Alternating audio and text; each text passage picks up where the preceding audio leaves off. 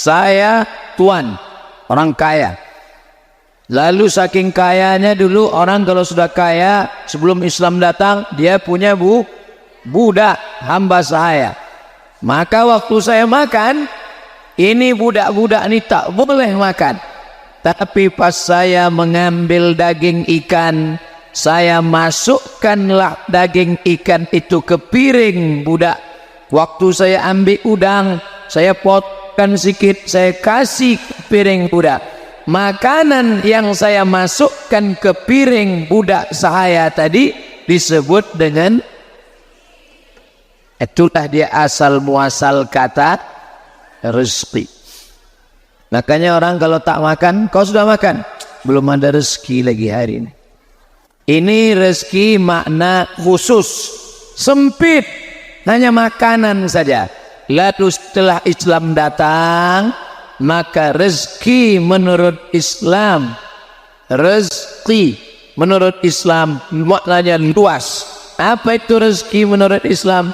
Ma yuntafa'u bihi, sesuatu yang bermanfaat.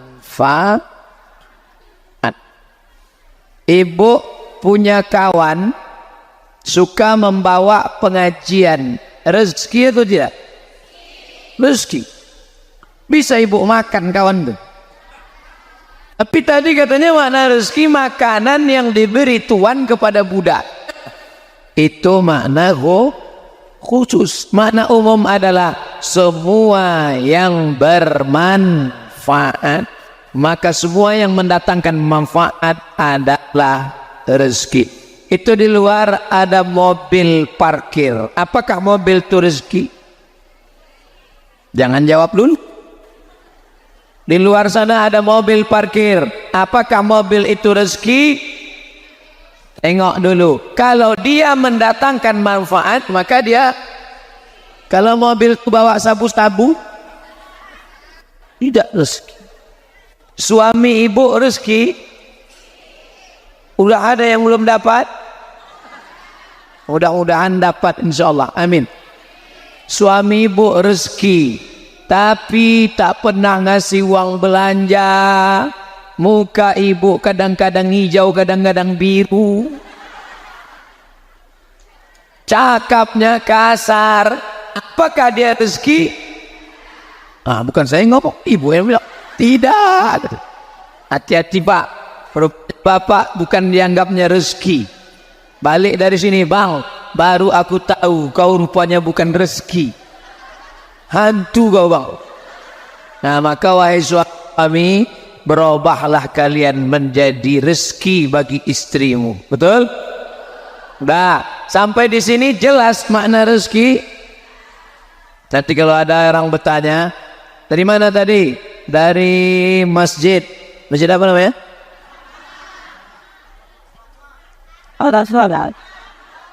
Masjid Ar-Rahmah. Rahmah arti kasih sayang. Dari mana tadi? Dari Masjid Ar-Rahmah. Apa judul kajiannya? Rezeki. Apa arti rezeki itu? Entah, aku pun tak ingat. Tak apa-apa kata Ustaz tu, aku asik moto-moto aja. Apakah HP ini rezeki? Rezeki. Karena dengan HP dipakai merekam MP3 video YouTube, mendatangkan ada mak-mak asik main HP sampai anak masuk ke gulai. Apakah HP-nya itu rezeki? Sekarang sudah bisa membedakan bahwa satu benda bisa rezeki, bisa laknat. Mobil belum tentu rezeki. Makanya yang kita minta itu bukan mobil, yang kita minta bukan HP, yang kita minta bukan rumah, tapi yang kita minta rezeki. Ya Allah, berikanlah aku rezeki ya Allah. Pagi berdoa, zuhur datang orang bertamu ke rumah. Siapa kamu? Mau bertamu ke rumah Pak Haji. Mau ngapain? Menjumpai anak Pak Haji. Siapa namamu? Rezeki. Inilah doa yang paling Sayangnya cuma ada di sinetron.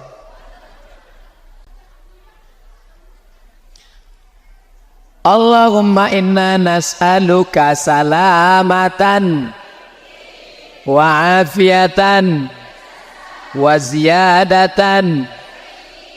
Tapi ketika minta rezeki, wa barakatan fir rizqi, rezeki ada barokahnya, karena tak semua orang yang dapat harta kenikmatan ini baterai mikrofon ini rezeki, ini putus-putus ini rezeki apa tidak?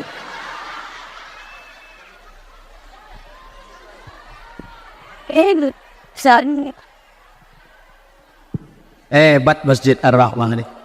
Baru 20 menit dah ganti. Berarti sejam ini 3 kali ganti. Saya tausiah 1 jam 60 menit. Setelah itu menjawab pertanyaan-pertanyaan. Yang udah saya jelaskan jangan tanya lagi. Nanti pas giliran tanya jawab, Ustaz, apakah arti rezeki itu? Itulah yang aku jelaskan tadi. Nah, sekarang kita bahas pembagian rezeki. Ada namanya rezeki badan. Ini dari bahasa Arab nih, badan. Tahu badan? Badan. Badan ini ada rezekinya. Apa itu rezeki badan? To'am. To'am. Bahasa kampung kami, food. Makan. Ibu sudah makan? Belum makan. Patutlah gendangnya lemes. Sallallahu ala Muhammad marhaban. Nah, yang pertama rezeki badan itu adalah makan. Sekarang banyak ibu-ibu takut makan. Ibu udah makan? Enggak. Diletakkan di atas piring nasi, udang, ayam, kepiting, telur puyuh. Tidak dimakan, ditengok aja. Dihirup. Kenapa tak makan? Takut gemuk.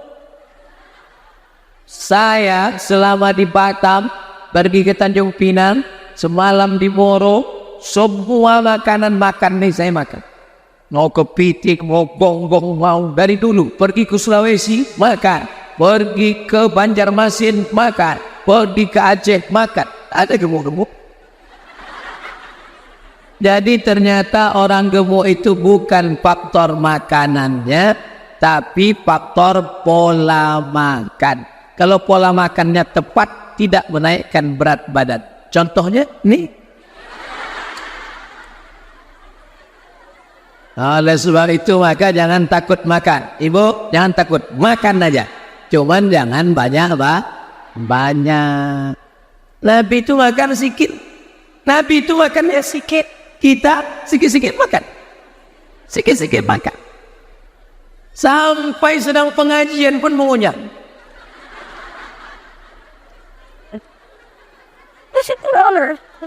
Yang mengunyah jangan tersinggung. Saya tak ada nyindir, tak ada. Tak nampak saya. Cuman keceplosan aja dari muka. Makan. Orang kerja cari duit untuk makan. Pulanglah bapak membawa duit 1 koper, lalu dia bilang sama istrinya, oh my darling, ini ada duit dari kantor 1 koper. Apa cakap ibu? Alhamdulillah. Tanya dulu, duit ini dari mana? Asal muasalnya kemana? Datang dari mana, mau kemana? Karena kalau sampai dimakan makanan haram, duitnya merah, 100.000 merah, baik yang halal maupun yang haram. Memangnya nampak kalau halal merah, kalau haram hitam, kalau makruh abu-abu. Tak ada, tanya dulu, bang ini dari mana? Ini dari hasil sogok pungli tadi Adinda. Abang, jangan kasih aku dan anak-anakku makan haram. Bawa duit di sana. Lebih baik kami makan sepiring berdua daripada makan haram di restoran yang mewah. Betul?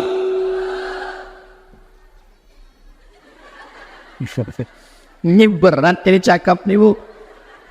Bukan sembarangan. Banyak juga orang mengatakan haram, haram. Kenapa haram? Belum dapat. Begitu dapat, halal, halal. Ingat, tidak semua makanan itu rezeki. Saya ceramah, selesai ceramah dikasih roti, lemper, bakwan, bolu, brownies. Pas mau saya makan, tertulis bank konvensional. Berarti riba. Kalau riba haram. Apa kata setan? Makan aja, Wan. Tak apa-apa sebiji. Nanti habis makan istighfar. Astaghfirullah Rabbal baraya. Astaghfirullah minal khataya. Kata setan, makan. Tapi apa kata bisikan malaikat? Kalau kau makan sebiji bakwan ini, sebiji bakwan berubah menjadi setetes darah, darah masuk ke tangkai jantung, dari jantung menyembur naik ke otak, isi otakmu haram, maka otakmu itu memikirkan yang haram. Jangan heran kalau ibu ngobrol sama orang 5 menit, menit pertama aja yang halal, habis itu otaknya haram aja. Ini gara-gara makan bakwan maka beralihlah dari riba ke bank syariah. Terserah bank syariah apa, BRI syariah, tapi paling bagus yang punya kita lah, Bank Riau Kepri Syariah. Wah, ini jangan-jangan agen ini. Tentu kampung halaman kita dulu kan, betul? Nah, makanan jangan lupa makan. Kerjanya rentenir, membungakan duit, menganakkan duit. Bertamu kita ke rumahnya, dikasihnya lontong sayur, mau ibu makan? Haram. Habis dikasih lontong sayur, haram. Habis itu dikasihnya teh susu, haram. Dikasihnya amplop duit, haram. Pas dibuka $1.000 Singapura. Tengoklah cepatnya. Rupanya haram karena sedikit. Makanan namanya ta'am. Habis itu apa lagi? Yang untuk badan, syarab, drink, minuman. Lebih baik air putih tapi halal daripada teh manis haram. Cuma saya dikasih air putih halal. Jangan buatkan teh manis, karena leher Ustadz panas. Leher panas sedang berceramah, dituangkan air panas, putus pita suara, maka nanti datang ceramah tak ada lagi suara.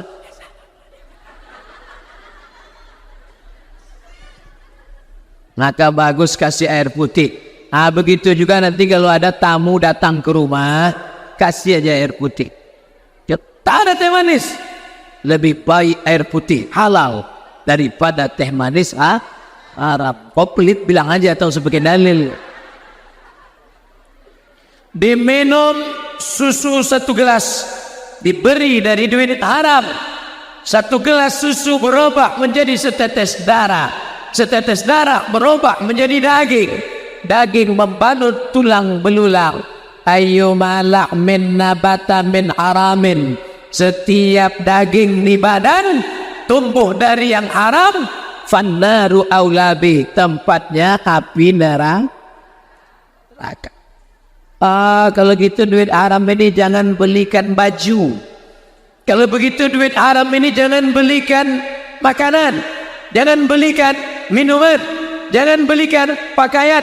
Kalau gitu apa? Belikan aja mobil. Maka ada orang yang berdoa. Apa kata dia? Ya Rabb, ya Allah, ya Allah. Tapi doanya tak dikabulkan Allah. Kenapa doa tak dikabulkan Allah? 4 sebab. Pertama, mat'amuhu haram. Kedua, masrabuhu haram. Ketiga, melbasuhu haram. Yang dipakainya itu hidup kita ini cuma 2. Makan, pakai. Makan, pakai. Makan, pakai. Rumah itu dimakan apa dipakai?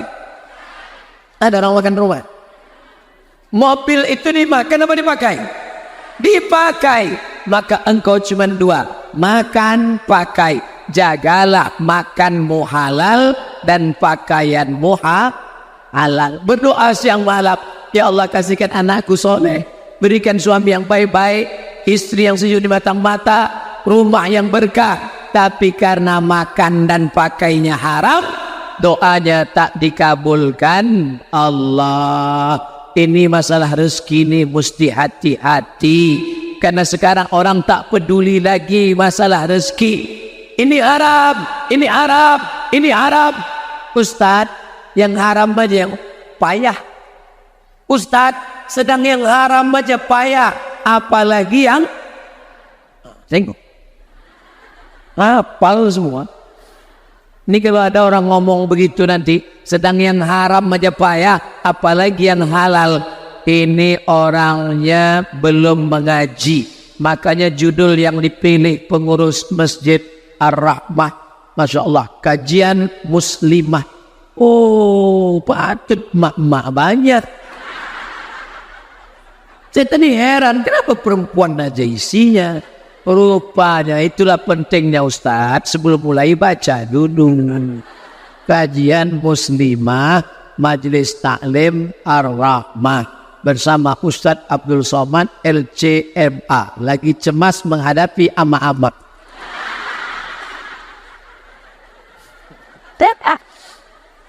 Tema makna rezeki dalam Islam. Kenapalah mak-mak ini milih judul rezeki? Supaya dia jangan memaksa lakinya untuk pergi pagi pulang petang peras keringat banting tulang tunggang langgang luntang pat. Karena banyak suami sekarang stres depresi, umur pendek gara-gara bini memaksa. Abang, kalau tidak sanggup pulang bawa kicang Innova Luxury, jangan balik. Akhirnya bapak itu pun pucat, stroke, stres, mati. Nanti tak lama lagi akan keluar Komisi Perlindungan Laki-laki. Saking banyaknya laki-laki tertekan oleh mak-mak. Makanya video hari ini tolong direkam, ditonton oleh seluruh mak-mak se-Indonesia. Biar mereka tengok siapa yang punya acara Ar-Rahmah Batal. Masya Allah, mengalir pahalanya kepada mereka semua. Jadi setelah menonton acara ini, nanti komen mereka di YouTube, terima kasih mak-mak Batam, terima kasih mak-mak Batam, terima kasih. Sejak nonton ini istri saya menjadi tidak banyak tuntutan, rela saja pasrah setelah mendengar ini. Amin ya Rabbal. Siapa yang dimuliakan Allah Subhanahu wa Ta'ala. Apakah masih ada orang sekarang yang takut makan haram? Ada. Datang orang dari kantor membawa duit.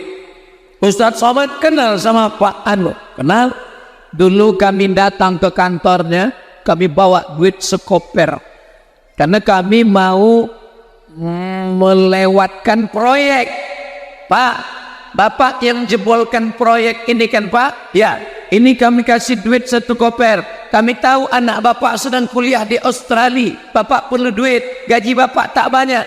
Ini ambil Pak, yang penting proyek kami lewatkan. Apa kata dia? Bawa duitmu pulang, aku tak mau memberi anak biniku makan haram.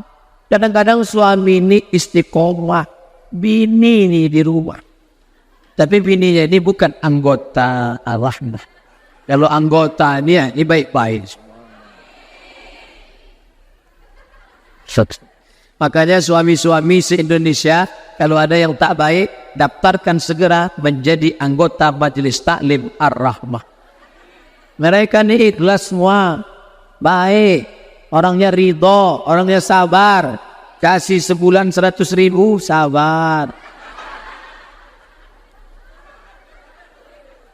Dalam syarat, sesuai syarat dan ketentuan berlaku. Di situ letak sabar. Makanya dulu bapak sebelum akad nikah, setelah akad nikah disuruh baca sirat ta'liq. Wa ashiruhunna bil ma'ruf. Ingat itu bapak ayatnya. Waktu disuruh baca sirat ta'liq, wa ashiruhunna bil ma'ruf. Bergawilah istrimu dengan ma'ruf.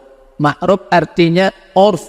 Urf artinya tradisi. Kira-kira tradisi di Batam, tradisi memberi belanja yang tidak terlalu rendah, tidak terlalu tinggi, yang sedang-sedang, berapa kira-kira? Saya tak tahu.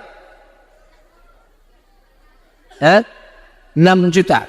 Tidak terlalu rendah, tidak terlalu tinggi. Maka kalau ada suami yang mengasih 1 juta, maka ibu boleh mengambil 5.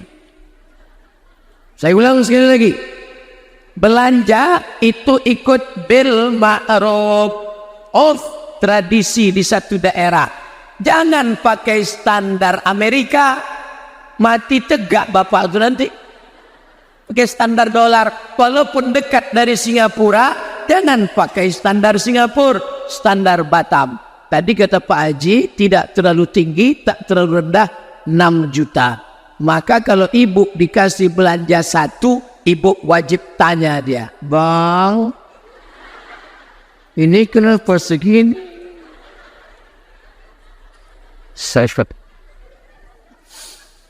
Bapak Ibu yang dimuliakan Allah SWT, maka perempuan jangan dibodoh-bodohi. Ini semua namanya adalah rezeki badan, ta'am, makanan, syarab, minuman, libas.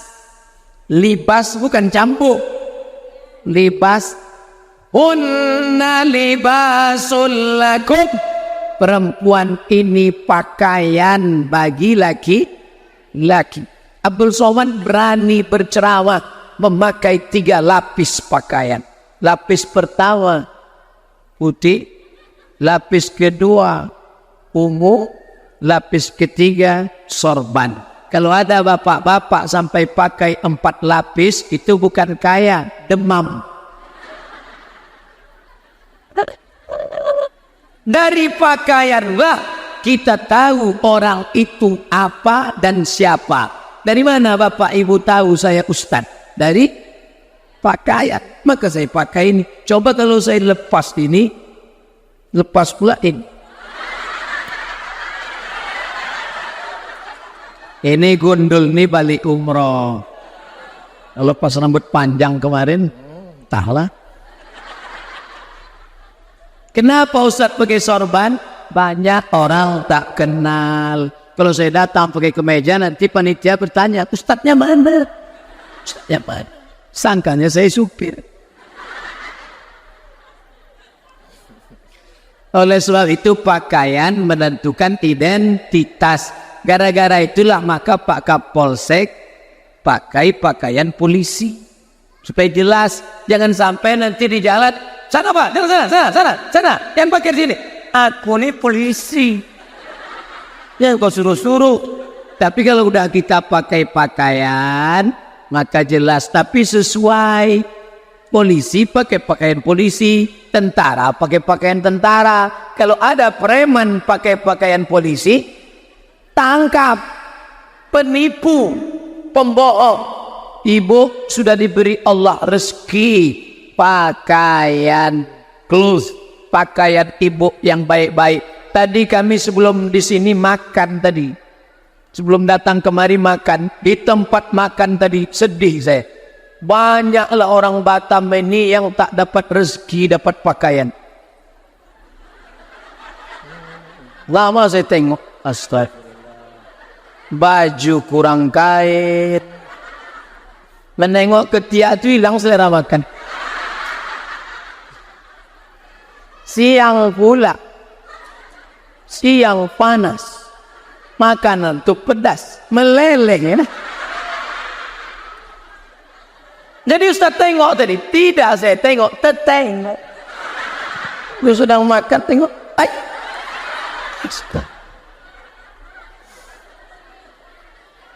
Itu waktu masih duduk, pas berdiri, rupanya kain pun tak terbeli. La ilaha illallah. Bersyukurlah Bapak Ibu dapat rezeki, betul? Rezeki makan sudah, rezeki minum sudah, rezeki pakaian sudah. Anak-anak cucu kita dapat rezeki yang baik-baik insyaAllah. Nah, ada namanya satu lagi, ini rezeki badan. Satu lagi rezeki yang tidak bisa. Kenapa? Ada anak hilang. Ini tanggung jawab polisi ini Pak.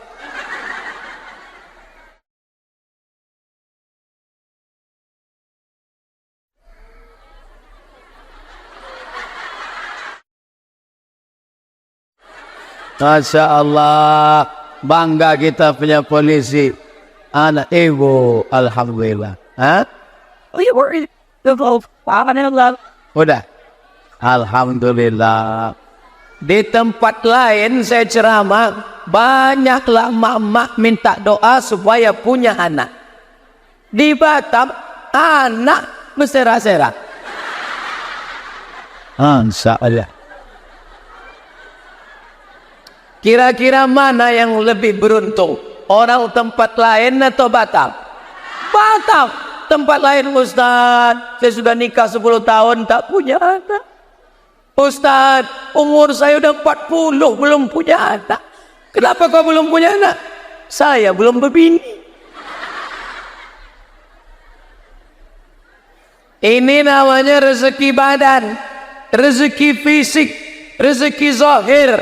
Tapi ada namanya rezeki batin. Rezeki batin. Batin itu tak nampak. Kalau kita berjalan, zahir, nih zahir. Nih zahir. Bahasa Melayunya apa ini? Pundak. Batin, nih. Perut nih batin. Makanya kalau hari raya kita mohon maaf, zahir dan batin. Zahir nampak, batin tak nampak. Saya mohon izin Pak Kapolsek, saya pergi dulu. Pas saya pergi, saya pun pergi. Mana yang nampak? Makanya disebut zahir. Yang tak nampak, batin. Kalau perut nampak, berarti beginilah mundur. Rezeki zahir, makan. Makan itu zahir, nampak. Gulai, asam pedas, gulai kambing, gulai sapi. Ada tak orang makan, tak nampak, kosong. Kau makan apa? Ini makanan batin, saudaraku. Yang batin itu apa? Ini rezeki batin. Rezeki batin yang paling tinggi adalah iman.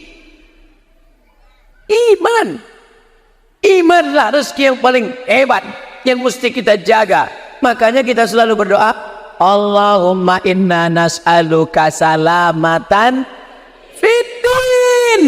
Selamat dalam din agama. Mati dalam keadaan la ilaha illallah Muhammadur Rasulullah. Tapi orang tak menyangka ini iman. Makanya buya-buya, ustad-ustad, kiai-kiai, tuan guru, kalau ceramah, apa ungkapan dia pertama kali? Alhamdulillahilladzi an'amana bini'matil imani wal islam. Puji syukur kepada Allah yang sudah memberikan kepada kita nikmat iman dan nikmat Islam. Apa beda iman dengan Islam, Pak Ustadz? Salat, zakat, puasa, haji, nampak itu Islam. Allahu Akbar. Puasa Islam. Percaya pada Allah, percaya pada malaikat, percaya kepada kitab, percaya kepada surga, kepada neraka. Apa namanya? Iman. Makanya yang ditulis di KTP itu agama Islam, karena itu yang nampak. Yang tak nampak mana bisa agama iman? Mana ada alat scanmu? Bedahlah dadaku, akan kau nampak di sana iman. Iman ini mesti ditunjukkan, iman di dalam, dilafazkan di mulut. At-tahiyatul mubarakatuh salawatut thayyibatullah. Assalamualaikum ayuhan nabi wa rahmatullahi wabarakatuh. Assalamualaikum wa ala ibadillahi shalihin. Asyhadu an la ilaha illallah. Setelah ada iman dan Islam, maka nikmat yang besar lagi adalah istiqomah. Alhamdulillah, ibu-ibu sampai hari ini istiqomah. Amin. Nikmat makan sudah, nikmat minum sudah, nikmat pakaian sudah, nikmat iman sudah, sampai hari ini istiqomah. Anak kecil dibawa pengajian, itu bukti istiqomah. Mak-mak lain diajak pengajian, kau tak pengajian, anakku kecil. Kau tak pengajian, anak kau kan tak kecil lagi. Anakku yang kecil dulu pula menitipkan anak kecil. Cucu. Kapanlah ibu mau beribadah? Dulu tak sholat duha, dulu tak sholat tahajud, dulu tak ikut pengajian majelis taklim karena anak kecil. Sekarang anak yang besar tu pula menitipkan anak kecil. Makanya saya kalau pengajian ada anak lari-lari, lompat-lompat, nangis-nangis, saya tak pernah marah, karena saya tidak mementingkan suara saya didengar orang. Rekamannya ada, yang saya pentingkan ibu itu ngaji. Nah, makanya ibu jangan tersinggung kalau mata saya tajam lalu tersinggung. Wah, jangan, Ustaz Somad marah, Ustaz Somad marah. Enggak, hari gini ibu-ibu sudah mau pengajian, alhamdulillah. Di tempat lain ibu-ibu asik nonton obat 3 kali sehari. Infotainment pagi, infotainment siang, infotainment malam. Sinetron Korea, sinetron India, sinetron Turki. 3 ini Korea, sinetron Turki, cantik-cantik semua. Yang ditonton Turki hidung mancung, ditengok hidung awak jongkok. Akhirnya disuntikkan kresek ke dalam. Bokak.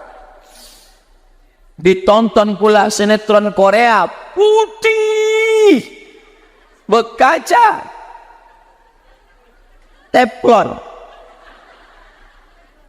Maka didempullah 2 inci.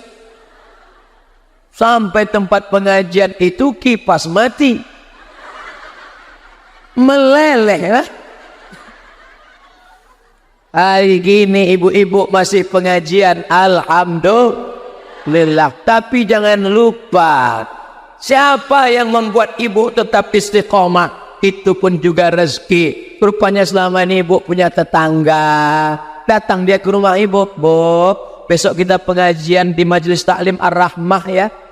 Malas Kenapa? Itu kemarin ibu-ibu tetangga saya ikut pengajian 2 kali, mati. Ibu pakai jilbabnya ya. Saya kan sudah pakai jilbab. Jilbab ibu itu belum syar'i.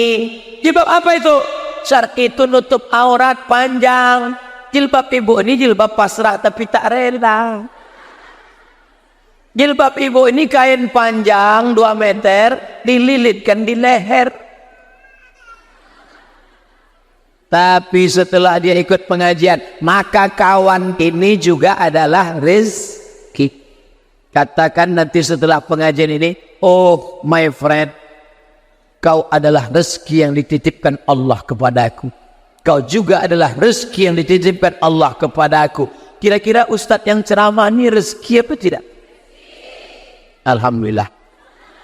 Karena ada juga yang bilang tidak. Aku dengar ceramah Ustaz Somad ini kumat darah tinggiku.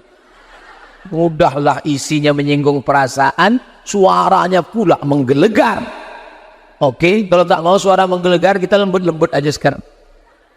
Ibu-ibu sekalian, maka masalah rezeki ini kita sabar. Berapapun yang ditinggalkan suami, sabar. Dan sabar.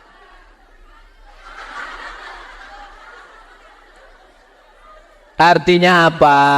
Saya berceramah keras ini suaranya saja, isinya lembut. Kenapa Ustaz bersuara keras? Orang banyak, ramai, panas, jam genting. Ini diundang saya ceramah jam 2, padahal jam segini biasanya diundang ceramah. Orang kalau sudah tegang urat perut, maka kendur urat mata. Sudahlah perut kenyang, angin sepoi-sepoi, suara ustadz tuh hilang-hilang timbul. Komplit lah. Maka suara menggelebar. Takbir. Tuh kalau ada nampak ngantuk sebelah takbir. Enggak sih? Alhamdulillah Ustaz itu bertakbir. Padahal tadi udah nampak, aku udah berbayang-bayang ada udah duluan. Buat. Alhamdulillah, tabarakallah, masya Allah. Tengok anak Ustaz masih kecil, jilbabnya panjang, bajunya panjang. Inilah yang akan jadi Dharma Wanita Provinsi Riau Kepri. Rezeki bu, punya anak gadis cantik. Rezeki punya anak yang nanti akan menjadi muslimah taat. Dari rahim perempuan inilah akan lahir kepala dinas, kepala kantor, kapolri, kapolda, kapolsek, kapolres, RT, RW. Semua pejabat-pejabat yang laki-laki ini semuanya keluar dari rahim perempuan. Betul?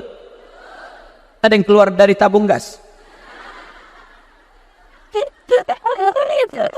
Ini yang di depan ini. Ustadz, RW, Pak Polisi, tentara, pejabat, semuanya keluar dari rahim perempuan. Makanya nanti kalau suami ibu menyepelekan ibu, alah kau apa perempuan?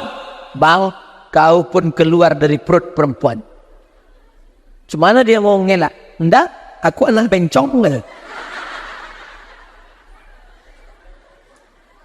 Saudara yang dimuliakan Allah, makanya ada ungkapan, bukan hadis Nabi, An-Nisa, perempuan, imadul bilad, tiang negara. Kenapa ibu-ibu bisa di atas sana? Karena ada tiang yang kokoh. Coba kalau tiangnya batang pisang, roboh, hancur, na'udzubillah. Maka tiang ini harus kuat. Siapa tiang negara ini? Perempuan. Maka perempuan harus memahami rezeki dengan baik. Kalau tidak nanti dia akan mengutuk nasib. Pulang dari sini katakan kepada suami ibu, bang, baru aku tahu rupanya engkau adalah rezeki terhebat yang pernah dikirimkan Allah untuk aku. Apa jawab bapak itu nanti? So sweet my honey. Kita lanjutkan. Rezeki khusus sudah, rezeki umum sudah, rezeki berkah sudah, pembagian rezeki badan, rezeki zahir, rezeki batin sudah, penunjang-penunjangnya sudah. Sekarang kita bahas bahwa rezeki itu adalah ketetapan Allah. Rezeki wa fis sama, di langit, rizqukum, rezeki kalian sudah ditetapkan di langit.